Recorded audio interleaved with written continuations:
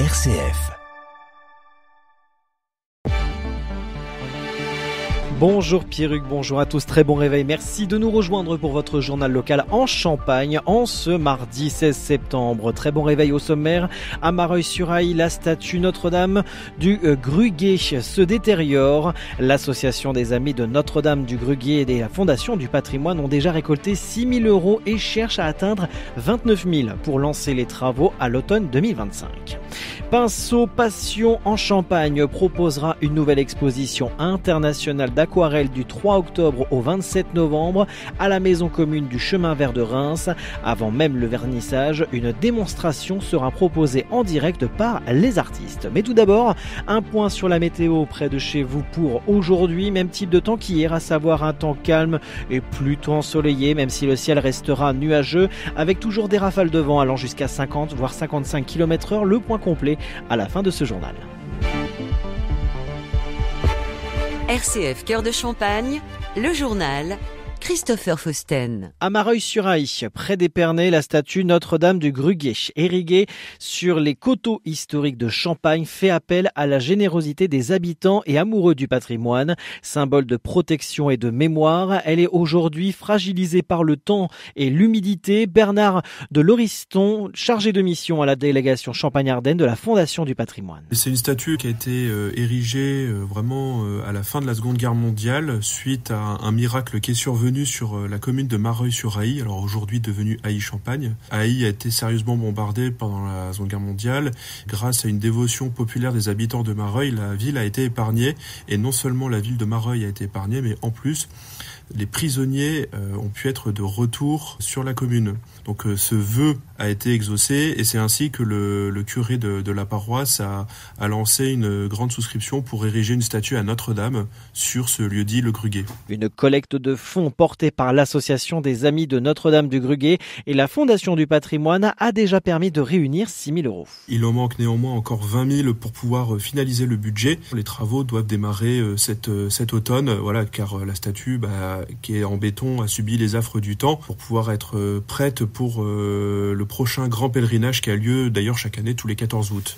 Donc l'idée c'est de pouvoir représenter une statue restaurée, propre, le 14 août 2026. La Fondation du Patrimoine œuvre aux côtés de la mission Coteaux, Maisons et Caves de Champagne sur la sauvegarde et la valorisation du patrimoine inscrit au patrimoine annuel de l'UNESCO, du patrimoine viticole mais également des paysages de Champagne. Et il est vrai que cette statue est emblématique des paysages de Champagne et des coteaux historiques de la Marne. Les dons peuvent être effectués directement sur le site de la Fondation du Patrimoine.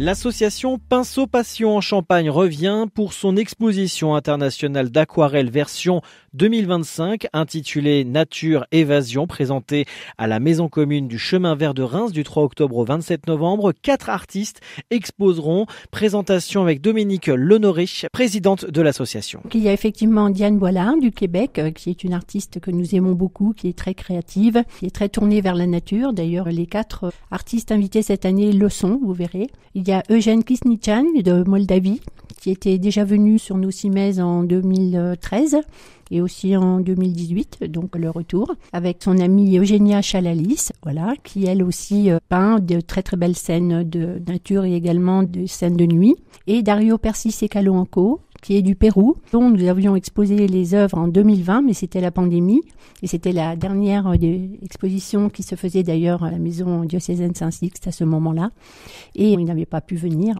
Et c'est un renouveau et surtout une rencontre avec cet homme qui est époustouflant au niveau de l'aquarelle. Les artistes seront d'ailleurs présents le jour de l'ouverture et du vernissage de l'exposition du vendredi 3 octobre avec à 17h30 une visite gratuite de l'exposition où ils expliqueront leur réalisation au public. C'est une présentation de leur œuvre et de leur façon de voir les choses. Et donc, quant au sujet, je reviens là-dessus puisqu'on a appelé l'exposition Nature Évasion.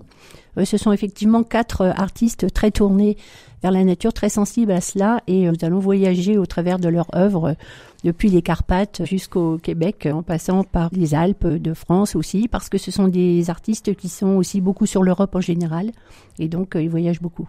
Et puis par la suite, si les personnes veulent revenir, nous pouvons prendre rendez-vous pour être présents. Nous allons faire des permanences bien sûr, mais pendant 6 semaines, il y a aussi des jours, s'il y a des personnes qui se déplacent de plus loin, ils peuvent prendre rendez-vous pour que nous puissions commenter l'exposition. Si l'exposition est visible jusqu'au 27 novembre à la maison commune du Chemin Vert, le 3 octobre sera aussi marqué par un après-midi démonstration publique d'aquarelle. C'est un moment fort car à partir de 14h30 jusqu'à 17h15, il y a 2 aquarellistes qui tour à tour vont donc faire une démonstration publique. Donc Eugène Kisnichan de Moldavie et Dario Persi du Pérou, tour à tour. Et ces aquarelles sont rétro-projetées sur écran géant. Et donc on peut voir faire l'aquarelle en 1 heure, 1 heure et quart avec les gestes du peintre, et c'est un spectacle en fait au théâtre de la Maison commune du Chemin Vert. Dominique Lonoré au micro de RCF pour ce temps fort qui commence à 14h30. Les inscriptions sont en revanche obligatoires, 15 € l'entrée avec une participation automatique au tirage au sort qui permettra de repartir avec l'une des toiles chez soi. C'est la rentrée sur le campus Arts et Métiers de Châlons-Champagne. Cette année, 379 étudiants et apprentis font leur arrivée avec un taux de féminisation global de 17%. En parallèle, 149 étudiants de 3e année du programme Grande École poursuivent leur cursus au Canada. Les rentrées sont progressives. Elles ont débuté le 1er septembre pour les premières années et s'échelonneront jusqu'au 22 septembre avec les 3e années du bachelor de technologie et les apprentis ingénieur en mécanique Smart Manufacturing. L'ARS Grand Est, l'agence régionale de santé, annonce 5000 nouvelles solutions pour les personnes en situation de handicap dès 2025. Dans le cadre du plan national 50 000 solutions, répit pour les aidants, places médico-sociales, accompagnement des jeunes et des personnes autistes. Au total, plus de 22 millions d'euros seront mobilisés dans les 10 départements de la région. Avec les mesures déjà lancées, 6100 réponses verront le jour d'ici fin 2025. Agenda, France Travail et ses partenaires relancent les places de l'emploi du 16 au 25 septembre dans toute la région Grand Est. Ce dispositif itinérant, gratuit et ouvert à tous vise à rapprocher les services d'orientation, de formation et de recrutement des habitants, en particulier ceux les plus éloignés de l'emploi. 9 étapes sont programmées avec l'installation de véritables villages de l'emploi en centre-ville, en partenariat avec Cap Emploi, les missions locales, l'APEC, les collectivités, associations, organismes de formation et employeurs.